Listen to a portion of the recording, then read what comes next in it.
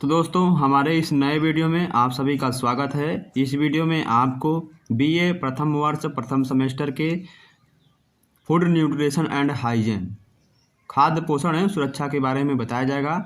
यदि आपका एग्ज़ाम खाद्य पोषण एवं सुरक्षा यानी फूड न्यूट्रिशन का एग्ज़ाम है तो इस वीडियो को जरूर से जरूर देख के जाएं। आपके लिए यह महत्वपूर्ण क्वेश्चन होगा, तो महत्वपूर्ण क्वेश्चन को तैयार करके जाएं। आप एग्ज़ाम में अपना 100% दे सकते हैं यदि हमारे पूरे वीडियो को देख लेंगे। तो चलिए वीडियो को शुरू करते हैं। इसके पहले वाले वीडियो का लिंक आपको हमारे चैनल के डिस्क्रिप्शन बॉक्स में मिल जाएगा। तो इसमें पहला क्वेश्चन दिया गया है, आँखों की सुरक्षा के लिए कौन सा जीवन तत्व आवश्यक है। तो आँखों की सुरक्षा के लिए विटामिन ए की आवश्यकता बहुत ही अच्छी होती है। तो विटामिन ए ऑप्शन नंबर क्या है, ए सही आंसर है। शरीर की सामान्य वृद्धि के लिए क्या आवश्यक होता है। तो शरीर की सामान्य वृद्धि के लिए आयोडीन की आवश्यकता बहुत होती है। तो ऑप्शन नंबर सी इसका राइट आंसर है। सभी रसेदार खट्टे फलों में कौन सा जीवन तत्व पाया जाता है। रसेदार खट्टे फलों में कौन सा विटामिन अधिक पाया जाता है। तो ऑप्शन नंबर सी, खट्टे पदार्थ में हमेशा विटामिन सी पाया जाता है। सी ऑप्शन बिल्कुल सही है। शरीर में द्रव की मात्रा को नियंत्रित रखता है तो उसको हम क्या कहते हैं, जो शरीर में द्रव की मात्रा को नियंत्रित रखता है उसे हम जल कहते हैं, यानी जल ही जीवन है। बी ऑप्शन बिल्कुल सही है। तो आशा करते हैं आप हमारे वीडियो को देखते हैं। तो वीडियो कैसा लगा कमेंट बॉक्स में बताइएगा जरूर। तो भोज्य पदार्थों को कितने आराध्य भोज्य समूहों में बांटा गया है। 7 समूह में बांटा गया है। डी ऑप्शन बिल्कुल सही है। नेक्स्ट, विभिन्न आयु वर्ग के लिए आदर्श व संपूर्ण आहार क्या होता है। दूध होता है। सी ऑप्शन बिल्कुल सही है। दूध में लौह लवण की मात्रा कैसी होती है। दूध में लौह लवण की मात्रा कैसी होती है, न के बराबर होती है। बी ऑप्शन बिल्कुल सही है। सर्वोत्तम पोषण किसे कहते हैं। सर्वोत्तम पोषण किसे कहते हैं, पर्याप्त पोषण को हम सर्वोत्तम पोषण कहते हैं। जिसे भोज्य तत्व आवश्यकता से अधिक तथा पौष्टिक तत्व आवश्यकता से कम प्राप्त होते हैं वह स्थिति क्या कहलाएगी। तो वह स्थिति कुपोषण कहलाएगी और अल्प पोषण कहलाएगी। डी ऑप्शन बिल्कुल सही है। नेक्स्ट क्वेश्चन, लौह लवण की कमी से क्या होता है। तो रक्तलापता की शिकायत होती है, शरीर निर्माण क्रियाशीलता प्रभावित होती है, शरीर में कमजोरी आ जाती है लौह लवण की कमी से। डी ऑप्शन बिल्कुल सही है। अपोषित भोजन लेने से शरीर का वजन कैसा हो जाता है। अपोषित भोजन लेने से शरीर का जो है वजन वह कम तथा अधिक दोनों हो जाता है। डी ऑप्शन बिल्कुल सही है। नेक्स्ट क्वेश्चन, अच्छा प्राणी होना जीवन की सफलता के लिए पहली बात है। अच्छे प्राणियों पर राष्ट्र की खुशहाली निर्भर करती है। यह कथन हर्बर्ट स्पेंसर का है। ए ऑप्शन बिल्कुल सही है। हमारा नेक्स्ट क्वेश्चन है, लोहे की कमी से क्या उत्पन्न होता है। तो लोहे की कमी से रक्ताल्पता उत्पन्न होता है, यानी आयरन की कमी से। ए ऑप्शन बिल्कुल सही है। एक या अधिक पोषक तत्वों की कमी या अधिकता से क्या होता है, कुपोषण होता है। बी ऑप्शन बिल्कुल सही है। चलिए आगे बढ़ते हैं हम। आगे जो हमारा क्वेश्चन होगा वह इकाई 2 से होगा, पोषक तत्व स्थूल एवं सूक्ष्म। तो पहला क्वेश्चन इसमें दिया गया है, संतुलित आहार को प्रभावित करने वाले कारक कौन हैं। उपयुक्त में से सभी हैं, आयु, लिंग, जलवायु या मौसम। एक मांसाहारी प्रौढ़ महिला को प्रतिदिन कितनी मात्रा में दूध लेना चाहिए। 200 ग्राम दूध लेना चाहिए। ए ऑप्शन बिल्कुल सही है। एक गर्भवती प्रौढ़ स्त्री को कितने ग्राम अतिरिक्त दूध की आवश्यकता होती है, प्लस 100 ग्राम, यानी 100 ग्राम से थोड़ा सा ज़्यादा। एक धात्री महिला को प्रतिदिन अपने आहार में कितना अतिरिक्त दूध लेना चाहिए, प्लस 125 ग्राम, यानी 125 ग्राम से अधिक।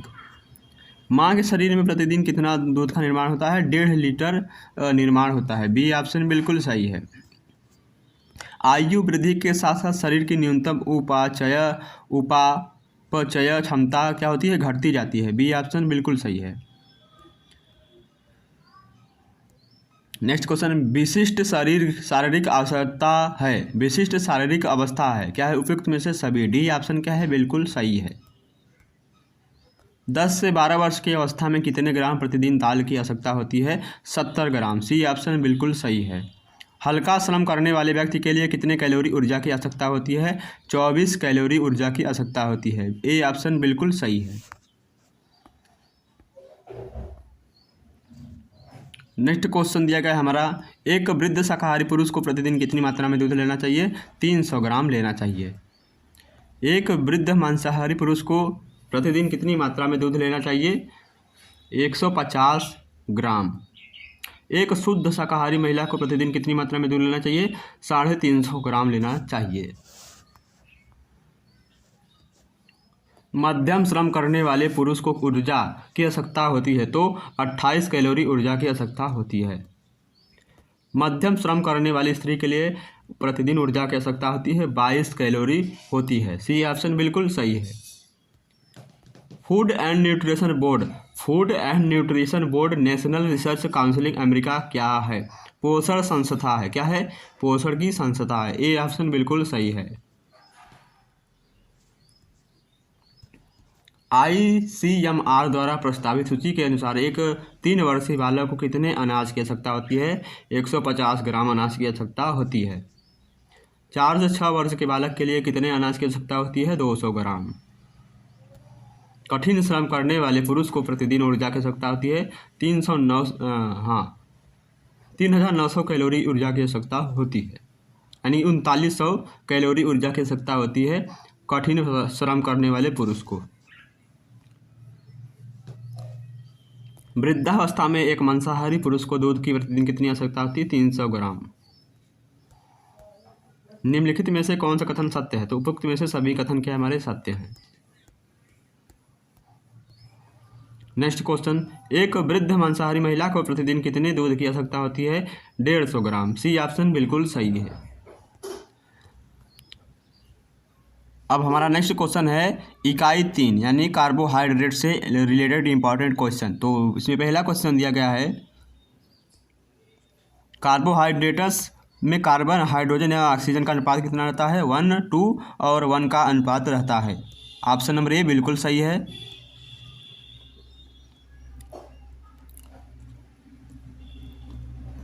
तो नेक्स्ट क्वेश्चन में दिया गया है इंसुलिन एक बहुलक है, फ्रक्टोज का इंसुलिन एक बहुलक है। सी ऑप्शन बिल्कुल सही है। मानव शरीर में निम्नलिखित में से किस एक हार्मोन से के साथ साथ पाचन एंजाइमों का भी स्त्रावण होता है? अग्नाशय। बी ऑप्शन बिल्कुल सही है। निम्नलिखित में से कौन सा एक एंजाइम है? ट्रिप्सन। क्या है? ट्रिप्सन एक प्रकार का एंजाइम है। सी ऑप्शन बिल्कुल सही है।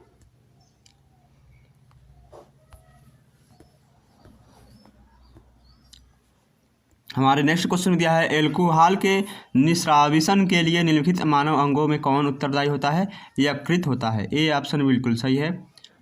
जब पेड़ पौधे में प्रकाश संश्लेषण की प्रक्रिया नहीं होती है तो उन्हें ऊर्जा जमा कार्बोज के द्वारा मिलती है, यानी उनके अंदर जो कार्बोज इकट्ठा हो जाता है उनके द्वारा मिलती है। शक्कर को ग्लूकोज और फ्रक्टोज में हाइड्रोजन करने वाले किण्वन का नाम क्या होता है? इन्वर्टेज नाम होता है। बी ऑप्शन बिल्कुल सही है। जिस बीमारी में रक्त में शर्करा का स्तर बढ़ जाता है उसका नाम होता है डायबिटीज मेलिटस नाम होता है। ए ऑप्शन बिल्कुल सही है। ग्लूकोज का रासायनिक सूत्र क्या होता है? ग्लूकोज का रासायनिक सूत्र C6H2O का होल, यहाँ पर 6 दिया है, 6H2O का 6 मतलब होल ट्राइस यहाँ पर दिया गया है। रक्त की शर्करा कहलाती है, ग्लूकोज कहलाती है। बी ऑप्शन बिल्कुल सही है। सामान्य वसा के अणुओं के संश्लेषण में कौन रासायनिक बंध होते हैं? एस्टर रासायनिक बंध होते हैं। सी ऑप्शन क्या है? बिल्कुल सही है। जंतुओं में कौन सा पॉलीसेकेराइड आरक्षित ईंधन का काम करता है? ग्लाइकोजन। सी ऑप्शन बिल्कुल सही है। कार्बोहाइड्रेट्स का निर्माण पेड़ पौधों में होता है, कार्बन डाइऑक्साइड CO2 के द्वारा होता है। सी ऑप्शन क्या है? बिल्कुल सही है। नेक्स्ट क्वेश्चन, कार्बोहाइड्रेट्स द्वारा ऊर्जा प्राप्त होती है इनमें से सभी से? जानवरों को, मनुष्यों को, पेड़ पौधों को। हमारे शरीर में अम्लीयता तथा क्षारकता के बीच जो तत्व संतुलन बनाए रखता है उसे हम सोडियम यानी कहते हैं। निम्नलिखित में से किस उत्प्रेरक का उपयोग वनस्पति तेलों के हाइड्रोजनीकरण के लिए किया जाता है? निकिल का किया जाता है। ग्लाइकोजन किसका पॉलीमर है? ग्लूकोज का है। डी ऑप्शन बिल्कुल सही है। लैक्टोज की सर्वाधिक परसेंट मात्रा कितने दूध में होती है? मानव माता में होती है। सी ऑप्शन बिल्कुल सही है। विटामिन किस विटामिन का हार्मोन्स माना जाता है? डी ऑप्शन बिल्कुल सही है। किस तत्व की कमी से घेंघा रोग हो जाता है? आयोडीन की कमी से। मनुष्य को प्रतिदिन कितनी मात्रा में आयोडीन मिलनी चाहिए? 80 मिलीग्राम आयोडीन मिलनी चाहिए। बी ऑप्शन बिल्कुल सही है। घटते हुए क्रम में मानव शरीर में विद्यमान प्रमुख तत्व कौन से हैं? कैल्शियम, फास्फोरस, गंधक, पोटेशियम, सोडियम।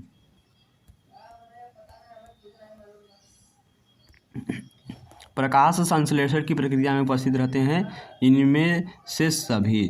CO2 सूर्य का प्रकाश, H2O प्रकाश संश्लेषण की प्रक्रिया में उपस्थित रहते हैं।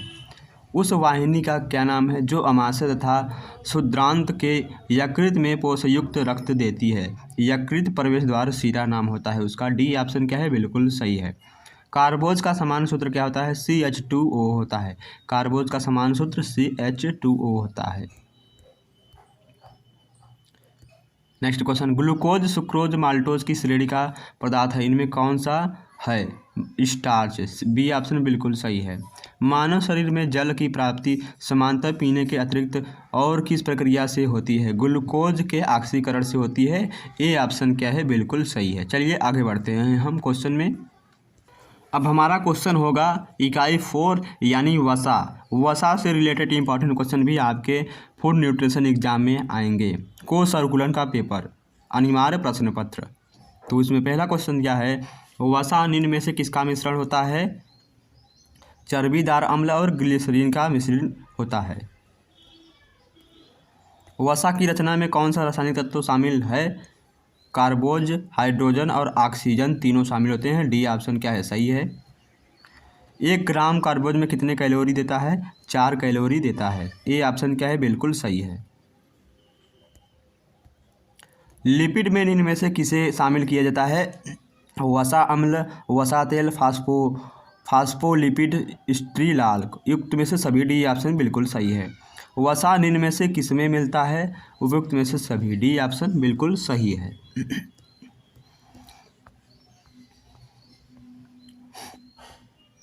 वसा कितने तापक्रम पर ठोस रहता है? 20 डिग्री सेल्सियस पर ठोस रहता है। ट्राइग्लिसराइड निम्न में से किसका रासायनिक नाम है? वसा का नाम होता है। ए ऑप्शन बिल्कुल सही है। ब्यूटारिक अम्ल किस वसा में पाया जाता है? ब्यूटारिक अम्ल मक्खन में पाया जाता है। ए बी ऑप्शन बिल्कुल सही है। कैप्रोलिक अम्ल निम्न में से किस में पाया जाता है? मक्खन में और नारियल तेल में पाया जाता है।